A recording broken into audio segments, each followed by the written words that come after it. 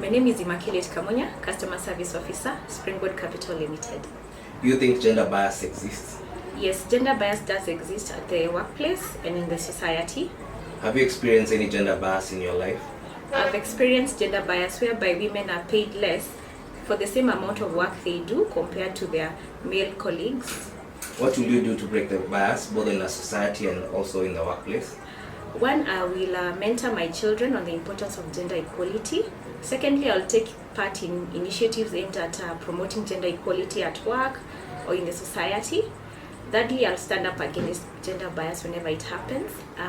Springboard Capital has ensured gender equality by empowering women into equal leadership roles.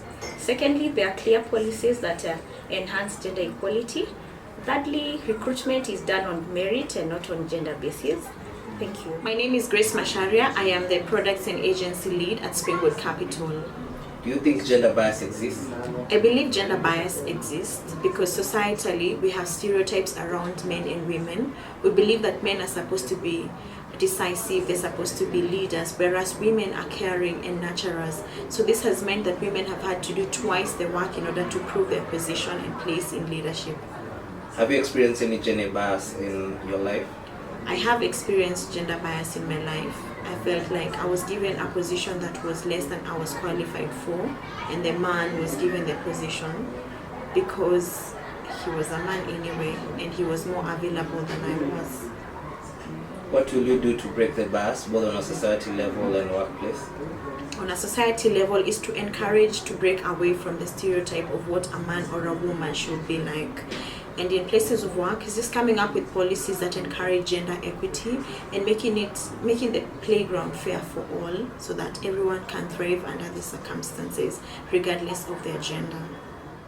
Hi, my name is Carol Gavuru from Springboard Capital. I am the head of strategy here and I lead all the strategic elements of the organization and operations and ensure that we deliver on our vision and our passion to customers and we deliver on the brand promise to our internal and external customers. That's what I do here at Springboard Capital. Do you think gender bias exists? Gender bias does exist. We are viewed through the lens of who we are, what we are wearing, how our physical structure appears. And in this day and age of people identifying as different things, that bias has grown and grown and grown.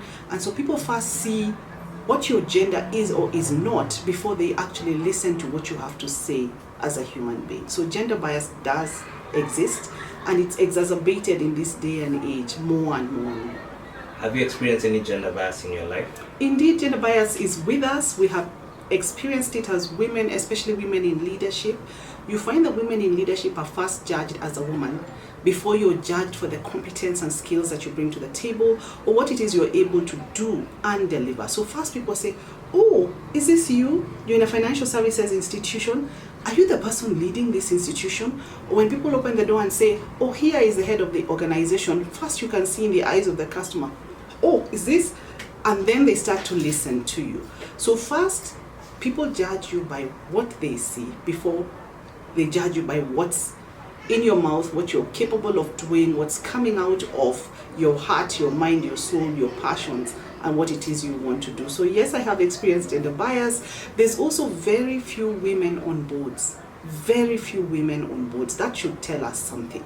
Women should be sitting on boards because they bring to the table attention to detail.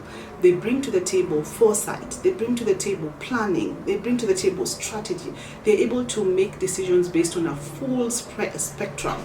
And so to complement the other gender on the boardroom table, we do need more women around boardrooms. What would you think to do to break the bias both in a society and the workplace? Gender bias is both a conscious and unconscious bias. So it's very conscious because people know this is a woman, I want a woman, or I don't want a woman.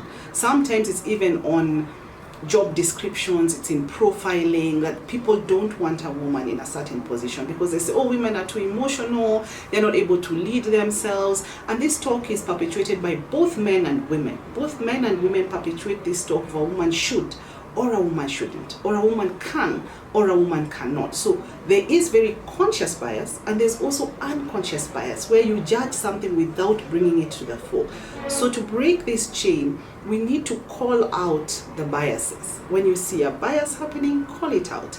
We need to be aware of what constitutes this bias so that it comes away from the unconscious into the conscious. For as long as it's conscious, we can do something about it. But when you're doing something unconsciously, you're not even aware that you're doing it. So we need a feedback system. We need to be able to put out there what these biases look like so that people can know and understand and take control of the biases and not allow these biases to overrule us, to control us, and to stand in the way of proper, partial, and impartial decision making. So yes, we can break the chain. We should break the chain. Break the bias. Break the bias. Break the bias. Break the bias.